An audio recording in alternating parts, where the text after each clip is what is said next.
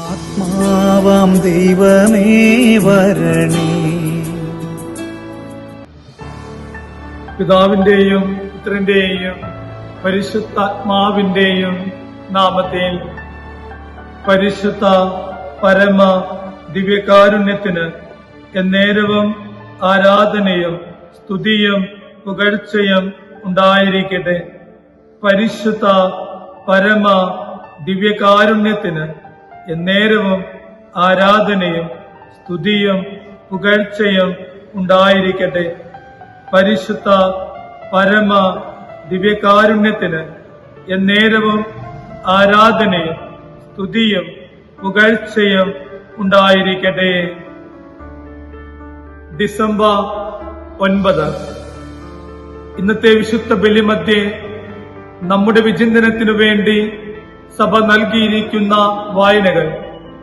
ഒന്നാം വായന യെശയ്യാ പ്രവാചകന്റെ പുസ്തകം 40-ാം അധ്യായം 1 മുതൽ 11 വരെയുള്ള വാക്യങ്ങളും മത്തായിയുടെ സുവിശേഷം 18-ാം അധ്യായം 12 മുതൽ 14 വരെയുള്ള വാക്യങ്ങളാണ്.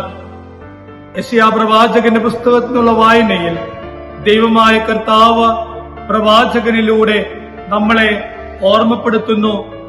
ആശ്വസിക്കുവിൻ, എന്റെ ജനം എന്നിൽ ആശ്വസിക്കുവിനെന്ന സ്വർഗം നമ്മളെ ഓർമ്മപ്പെടുത്തുന്ന ദൈവത്തിന്റെ വചനമാണ് യെശയ്യായിലൂടെ നമ്മൾ ഇന്ന് ഒന്നാമത്തെ വായനയിൽ കേൾക്കുന്നത്.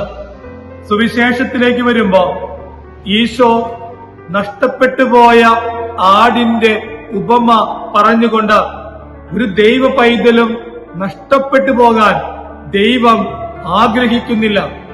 99 എണ്ണത്തിനെയും ഉപേക്ഷിച്ചുകൊണ്ട് നഷ്ടപ്പെട്ടു പോയ ഒന്നിന്റെ പുറകെ ഇറങ്ങി പുറപ്പെടുന്ന ദൈവമാണ് നമുക്കുള്ളതെന്ന് ഈശോ നമ്മളെ പഠിപ്പിക്കുകയാണ്.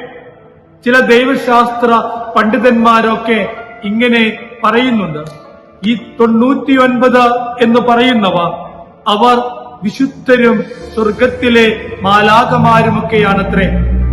നഷ്ടപ്പെട്ടു പോയ 1 എന്ന് പറയുന്നത് ഭൂമിയിലെ മനുഷ്യരാണ്.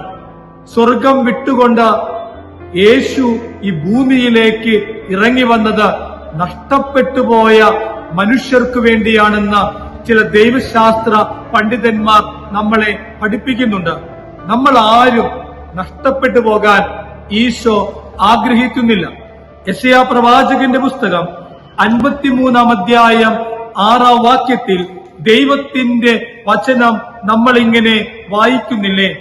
53-ാം അധ്യായം 6-ാം വാക്യം, ആടുകളെപ്പോലെ നാം വഴിതെറ്റിപ്പോയി, നാം ഓരോരുത്തരും സ്വന്തം വഴിക്ക് പോയെന്ന് പ്രവാചകൻ അവിടെ പ്രവചിക്കുന്നില്ലേ? ഇന്നേ ദിവസം നമ്മൾ ഈ വിശുദ്ധ വചനങ്ങൾ നമ്മൾ ധ്യാനിക്കുമ്പോൾ ആനന്ദിക്കുവിൻ, എന്നിൽ ആനന്ദിക്കുവിൻ എന്ന ദൈവത്തിന്റെ വചനം ഒന്നാം വായനയിൽ നമ്മൾ കേൾക്കുന്നു. കാരണം നമ്മളെ തേടി വരുന്ന ഒരു ദൈവത്തെ സുവിശേഷം നമ്മുടെ മുമ്പിൽ അവതരിപ്പിക്കുകയാണ്. ആ ദൈവമാണ് പുൽക്കൂട്ടിൽ നമുക്ക് വേണ്ടി ജനിക്കുന്നത്. ആ പുൽക്കൂട്ടിൽ നമുക്ക് വേണ്ടി ജനിക്കുന്ന രക്ഷകനായ യേശു നമ്മുടെ കൂടെയുണ്ട്. നമ്മളെ വഴി നടത്തുവാൻ, നമ്മോടൊപ്പമായിരിക്കാൻ. ഇടക്കൊക്കെ ജീവിതയാത്രകളിൽ എനിക്കും സുഹൃത്തെ നിനക്കുമൊക്കെ വഴികളിങ്ങനെ തെറ്റിപ്പോകുന്നുണ്ടെങ്കിൽ, ക്രിസ്തുവിൽ നിന്നുള്ള വഴി തെറ്റിപ്പോകുന്നുണ്ടെങ്കിൽ, ആ ഈശോ നമ്മളെ അന്വേഷിച്ചുകൊണ്ട് പുറകെ വന്നുകൊണ്ടിരിക്കുകയാണ്. കണ്ടെത്തുന്നതുവരെ അവൻ നമുക്ക് വേണ്ടി അന്വേഷിച്ചുകൊണ്ടിരിക്കുന്നു. നമുക്ക് പ്രാർത്ഥിക്കാം. ഈശോയെ, ആനന്ദിക്കുവനെന്ന് നിന്റെ വചനം പറയുന്നു. നിന്നിൽ ആനന്ദിക്കാൻ ഞങ്ങളെ നീ അനുഗ്രഹിക്കണമേ. ഞങ്ങളുടെ കുടുംബം നിന്നിൽ ആനന്ദിക്കാൻ, ഞാനെന്ന വ്യക്തി നിന്നിൽ സന്തോഷം കണ്ടെത്താൻ നീ ഞങ്ങളെ പഠിപ്പിക്കണമേ. ആത്മാവിനെ ഞങ്ങളിലേക്ക് ഇറക്കണമേ. കടബാധിതയാൽ വിഷമിക്കുന്ന മക്കളുണ്ട് ഈശോയെ. മക്കളില്ലാതെ വിഷമിക്കുന്ന ദമ്പതിമാരുണ്ട് ഈശോയെ.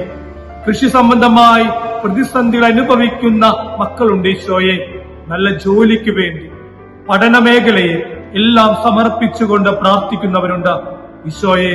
വേദന അനുഭവിക്കുന്ന എല്ലാ മക്കളെയും ഈ തിരുവോസ്തിയിൽ സമർപ്പിച്ചുകൊണ്ട് ഞങ്ങൾ പ്രാർത്ഥിക്കുന്നു. നിന്നിൽ ആശ്വസിക്കാൻ, നിന്നിൽ സന്തോഷം കണ്ടെത്താൻ ഞങ്ങൾ എല്ലാവരെയും നീ അനുവദിക്കണമേ. പരിശുദ്ധ പരമ ദിവ്യകാരുണ്യത്തിന് എന്നേരവും ആരാധനയും സ്തുതിയും പുകഴ്ചയും ഉണ്ടായിരിക്കട്ടെ.